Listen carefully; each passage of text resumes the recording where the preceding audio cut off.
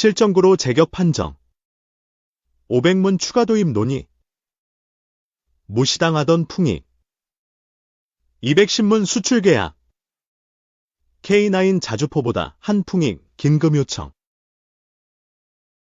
러시아의 침공에 맞서 3년째 장기전을 치르고 있는 우크라이나의 한국산 105mm 포탄 지원을 검토해야 한다고 미 싱크탱크 전문가들이 주장했다.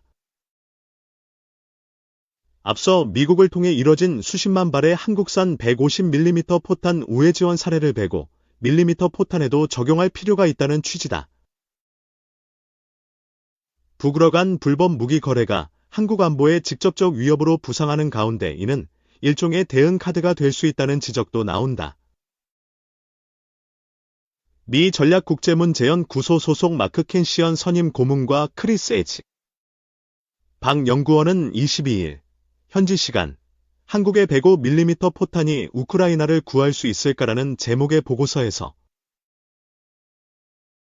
한국이 보유한 105mm 포탄 비축량 대부분을 사용하고 이를 155mm 포탄으로 바꿔주겠다는 미국의 제안은 한국의 관심을 끌 수 있을 것이라고 밝혔다. 보고서는 바이든 행정부가 지난해 윤석열 정부와 협력해 우크라이나에 155mm 포탄 30만 발 이상을 보냈다면서 점점 줄어드는 재고와 우크라이나 지원 결정을 미루는 미 의회의 관성 속에 한국의 탄약 재고에 다시 도움 요청을 해야 할 수도 있다고 설명했다. 앞서 2022년 말 한국은 미국을 최종 사용권자로 하는 155mm 포탄 10만 발을 미국에 팔았고 2023년 3월엔 미국의 155mm 포탄 50만 발을 대여 형식으로 넘긴 것으로 전해졌다. 보고서는 이 같은 방식으로 한국산 105mm 포탄을 우회 지원하면 탄약 부족에 시달리는 우크라이나에 큰 도움이 될 수 있다고 봤다. 우크라이나는 전선을 유지하는 데만 매달 최소 7만 5천 발의 포탄을 필요로 하는 반면 러시아는 공격용을 포함해 한 달 30만 발 정도를 발사하고 있다. 이 때문에 미국은 현재 3만 발 수준인 월간 포탄 생산량을 내년 말까지 10만 발로 늘릴 계획이다. 증산이 이뤄질 때까지 공백기를 염두에 놓고 한국산 105mm 포탄을 선택지에 올려놔야 한다는 논리다. 그러면서 보고서는 북한이 러시아에 수백만 발의 포탄을 이전하고 있는 가운데 윤석열 정부는 우크라이나에 대한 살상무기 지원 가능성을 시사한 적이 있다고 언급했다. 윤 정부가 우크라이나에 동조적인 입장을 취해왔다면서다. 북한이 러시아에 단거리 탄도미사일을 이전하면서 한국에 대한 모해 공격 우려까지 나오는 가운데 우회적 포탄 지원을 통해 이에 대응할 수 있다는 취지로 읽힌다. 보고서가 언급한 윤석열 정부의 살상무기 지원 가능성은 지난해 4월 윤 대통령의 로이터 인터뷰를 지목한 것으로 보인다. 윤 대통령은 당시 만약 민간인에 대한 대규모 공격, 국제사회에서 도저히 묵과할 수 없는 대량 학살, 전쟁법을 중대하게 위반하는 사안이 발생할 때는 인도 지원이나 재정 지원에 머물러 이것만을 고집하기 어려울 수 있다고 말했다. 다만 정부는 북으로 간 불법 무기 거래가 진행되는 중에도 살상무기는 지원하지 않는다는 공식 입장을 유지해왔다. 보고서도 한국은 미국을 통해 우크라이나에 탄약을 지원하고 북한은 러시아를 통해 탄약을 지원하는 것은 남북이 한반도에서 4,500마일 떨어진 전장에서 대리전쟁을 치르는 모순된 양상이 될 수 있다고 우려했다. 보고서의 제안은 우크라이나와 한국 모두 155mm뿐 아니라 105mm 포를 운용하고 있고 특히 한국의 경우 105mm 포탄 재고에 여유가 있다는 데서 근거한다. U-225 전쟁에서도 105mm 견인포를 운용한 한국은 1970년대 미국으로부터 해당 포를 상당수 이전받기도 했다. 현재 한국군이 보유한 105mm 포탄 물량은 약 340만 발이라고 한다. 현재 한국에서 105mm 포탄은 견인포 외에도 차량 탑재형 자주포에 탑재돼 운용 중이다. 해당 자주포는 2018년 양산이 결정됐는데 K105A1 풍익으로 불린다.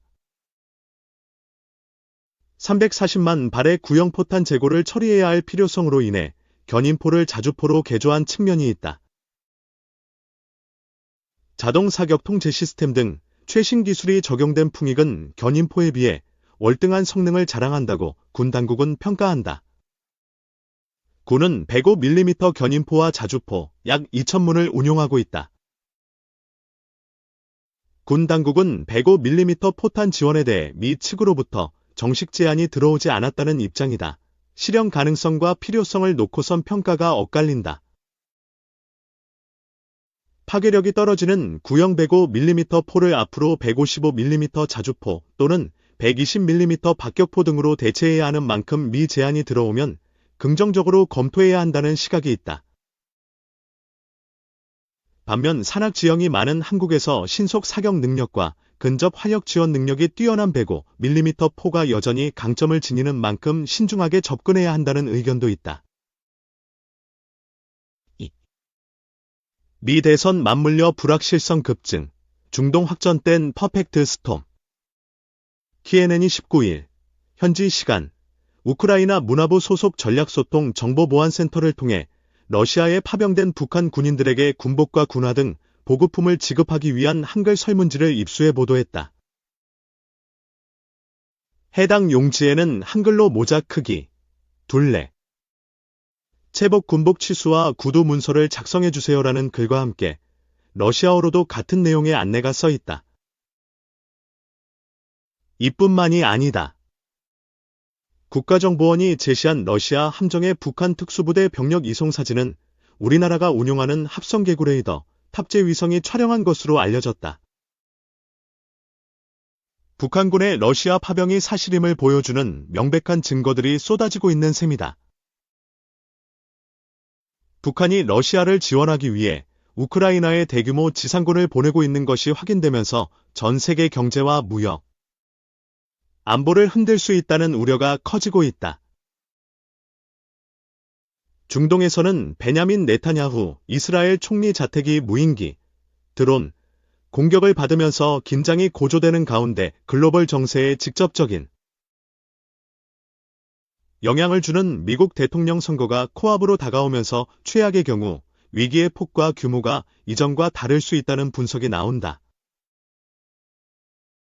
이를 고려하면 미국, 일본과 협력을 강화하고 정치권은 여기에 초당적 협력을 해야 한다는 지적이 지배적이다.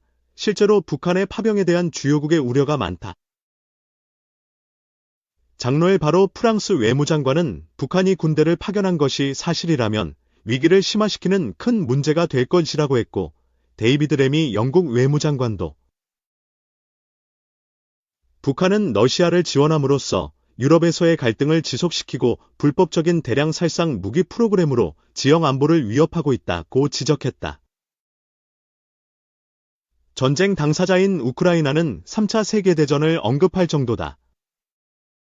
볼로디미르 젤렌스키 우크라이나 대통령은 앞서 북한이 1만여 명의 파병을 준비한다는 정보를 공개하며 세계대전을 향한 첫 단계라고 주장했다. 미국 내에서도 북한이 레드라인을 넘었다는 우려가 나온다. 미 국방부 역시 북한의 행동이 위험한 움직임이라는 데 인식을 같이 하고 있다. 이렇다 보니 서방 동맹국 사이의 금기로 여겨졌던 북대서양 조약기구의 우크라이나 지상군 파병론도 다시 고개를 들고 있다. 나토 지상군이 파병되면 유럽 전역으로의 확전이 불가피하다. 전문가들은 이번 사태를 너무 민감하게 받아들일 필요는 없다면서도 불확실성이 높아지고 있는 점을 걱정한다. 연명배 충남대 경제학과 교수는 북한의 파병이 한국의 위협이라고 볼 상황인지는 좀 더 지켜봐야 할 영역인 것 같다며, 그럼에도 유럽은 긴장하고 볼 것이고 이번 일이 글로벌 지정학적 불확실성을 키운 것은 맞는 만큼 너무 민감하게 받아들이지는 않되 예의 주시할 필요가 있다고 설명했다. 문제는 위기가 함께 올 수 있다는 점이다. 서울경제신문이 2000년 이후 총 9차례의 북한의 주요 도발 사건 시 증시와 환율 움직임을 살펴본 결과 주식시장은 사건 발생 당일에만 출렁인 후 곧바로 회복됐다. 원달러 환율은 영향이 2에서 3일 정도로 제한적이었다. 하지만 지금은 우크라이나 확전, 중동 사태 변수, 미국 대선 등 세 가지 변수가 동시에 오는 상황이다.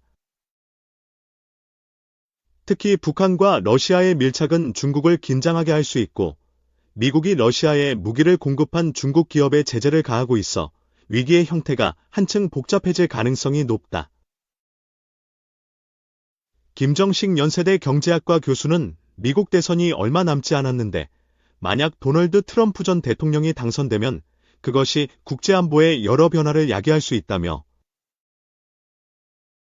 북한의 행동과 트럼프의 당선이 겹치면 한국 경제의 소비와 투자에 나쁜 영향을 미칠 수 있다고 걱정했다. 한국국제경제학 회장인 원용걸 서울시립대 총장의 분석도 비슷하다. 그는 미국이 우크라이나에 소극적으로 나오면서 유럽이 많이 지원했는데 전쟁이 길어지면 세계 경제에서 큰 파이를 차지하는 유럽 경제의 어려움이 더 길어질 수밖에 없다며, 이스라엘이나 이란이 선을 넘어서 핵심 시설이나 정유 시설을 공격하는 순간 에너지 가격은 폭등하고 혼란이 올 수 있다. 정부가 북한군 파병뿐만 아니라 중동 정세를 포함한 비상계획을 마련해야 한다고 덧붙였다.